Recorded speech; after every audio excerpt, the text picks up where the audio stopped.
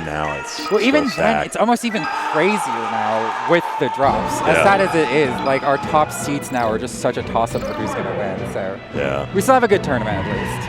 Yeah, I'm pretty excited. For dubs, I'm kind of, because we don't have J-Moot Cody, because Cody had a drop. He had that sleep study, right? Yeah. He had that going on. I'm trying to think who would be like the tip top here. I'd have to pull bracket up. Yeah, I'm not exactly sure who would be the #1 seed. I mean, I figure lloD and Krudo have to be pretty high. They've got to be up there. I mean, Cal Krudo's kind of a mercenary. Oh, he's kind of different. He's kind of different. He's kind of different. I really do love watching him play Melee. I have really been a Cal Krudo fan for a long while. I remember there was, I think the National Melee Arcadian 2. It was him and Bobby Big Balls in Grands. Yeah, that's right. It was a banger set. I remember that. All right, well, it looks like we're getting ready to go into. I see fist bumps going out. We're on Battlefield Game 1. I'm really curious which character is going to be the lead for each of these teams. I mean, we'll see. I always feel like there's one of two ways that this mirror match can go. Either, like we said, where they play a lot more Melee, or the scrap just becomes like C-stick down hitboxes at war. So it looks like Blue and Coffee are presently our first seed. Let's go Indiana. Yeah, I'm wondering if they made an upset to get there or they're seeded as such. Yeah, it looks like... Oh, they might have flipped around a little bit in bracket, but they did take a set off Preeminent and Jacqueline. Okay. To get there. Oh. Okay, red team with a good lead so far right now. Yeah, this is one of our winners quarterfinals with... Oh, that's interesting how that they did that. I guess that... Let's see. Kind of strange.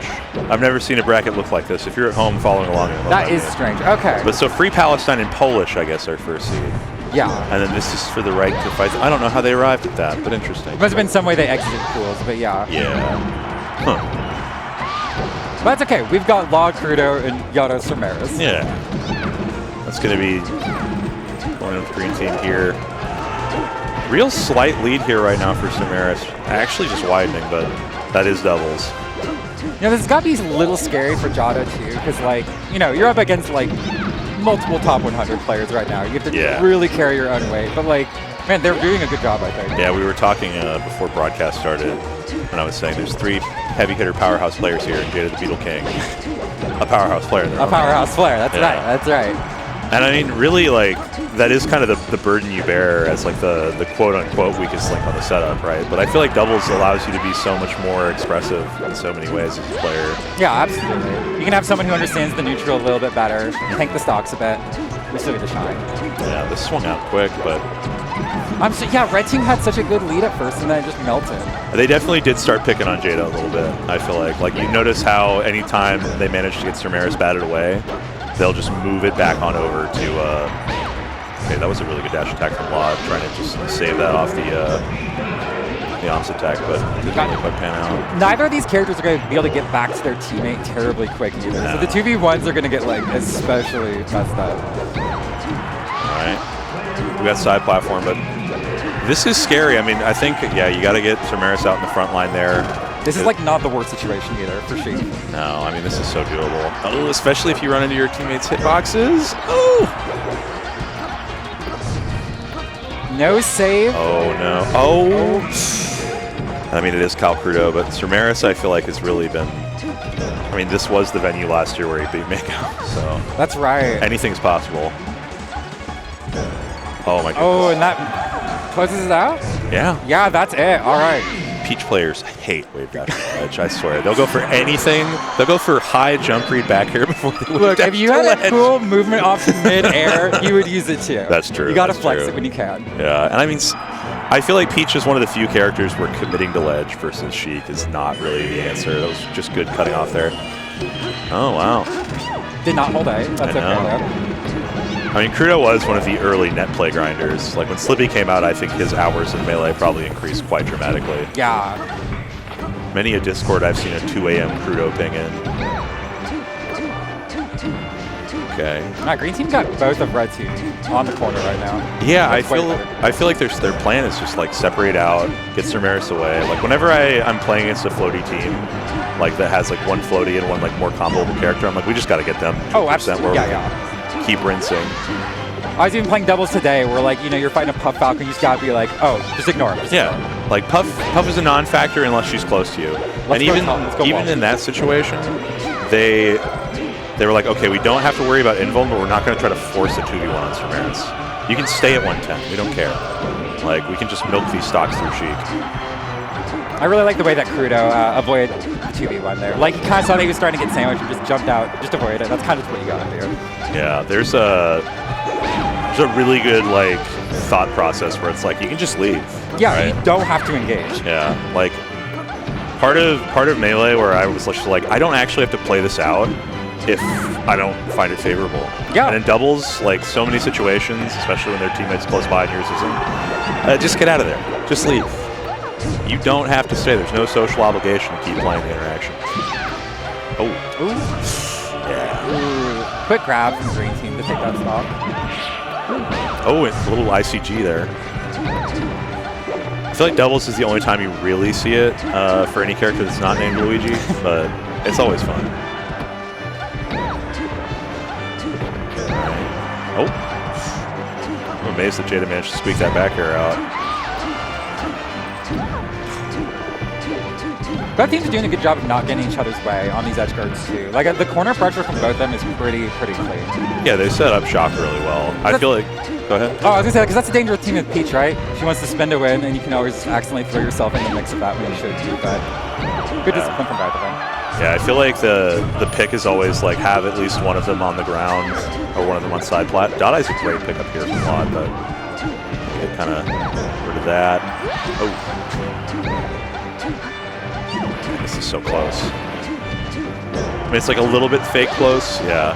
But you have that healthy Sheik stock on Krudo. Yeah, I mean, if you can just clean up Peach right here, which they do, maybe you can kind of get the sandwich against Sheik, and yeah, really good damage. He gets that reset, catches that jump back from lloD because he was thinking about trying to set up to punish them for going a little too hard on Krudo. Sirmeris trying to go over there to help out Jada, but just like it's stopped by lloD. It's rough. Oh, man. Yeah, this is suddenly everybody's at kill percent, but Krudo just still has that fresh one, and it's going to go 1-1.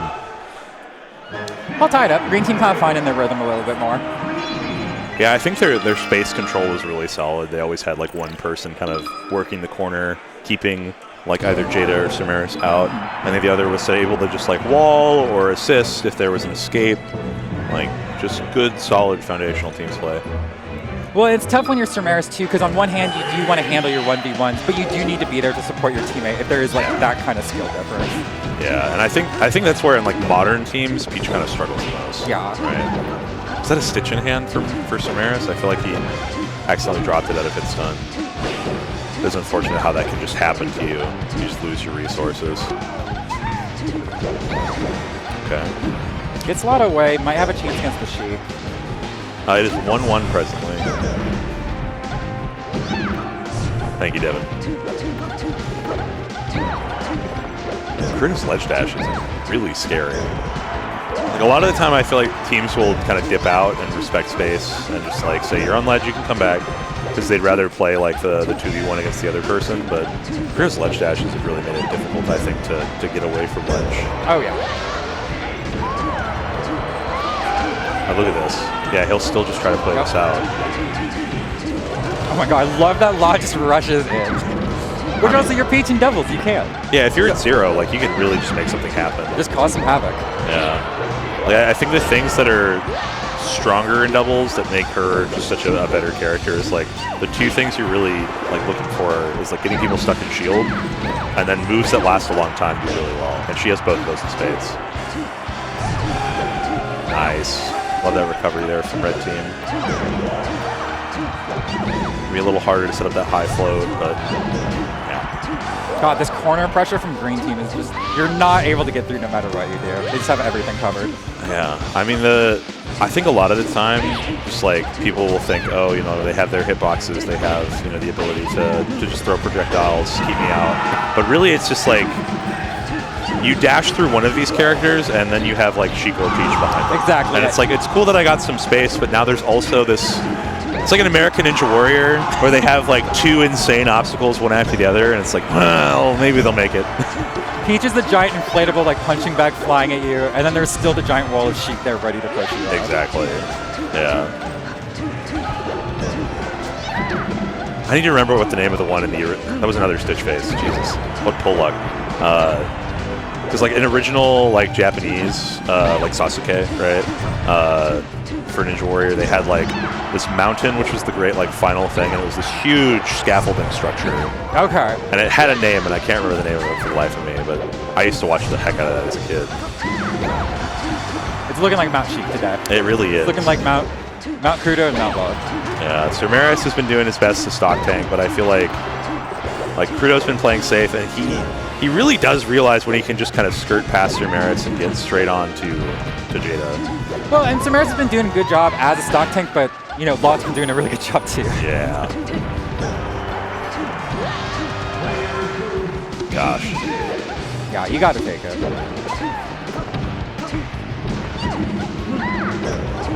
I think the difference in who they have frontlining is interesting too, because Jada's been frontlining a ton, mostly now because of how high percent is on Sirmeris, but I feel like they normally have lloD in front for green team.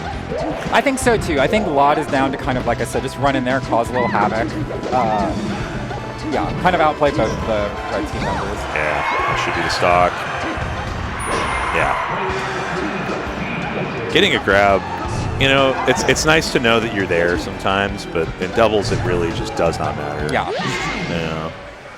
And the 2-1, getting a grab is more of a death sentence than anything else, I feel like. Oh, we got 2-1 for green team, looking pretty good. Yeah, I think they're looking pretty poised. Where do you go? Where do you go when the other team has the exact same thing as you?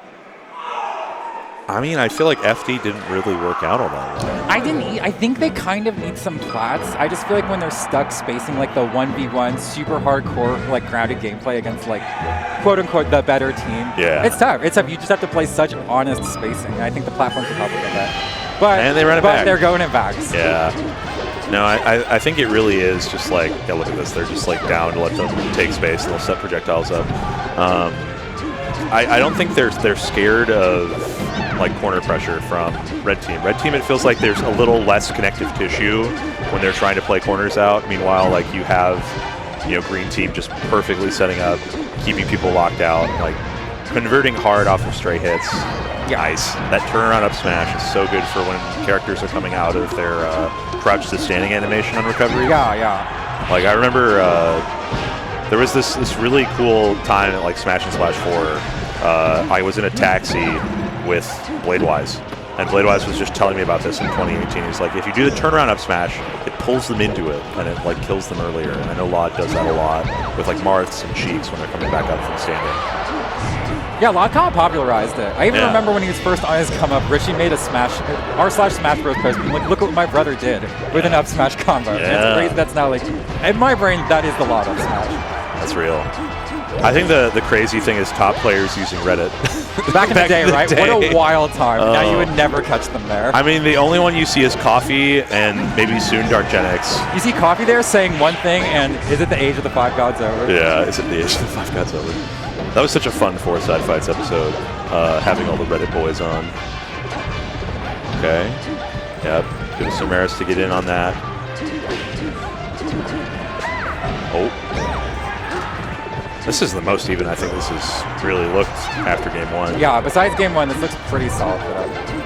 Which I kind of like they're able to like hold their space a little bit. I think they kind of need a little bit more time to think about when they're going to go in.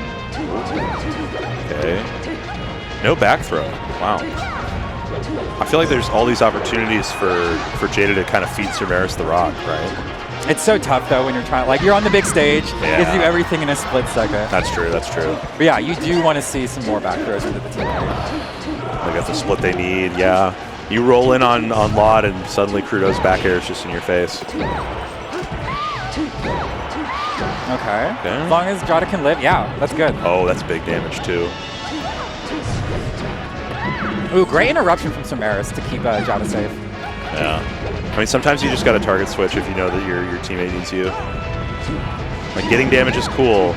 Keeping those stocks alive. Keeping stocks is more important than taking them sometimes. All right.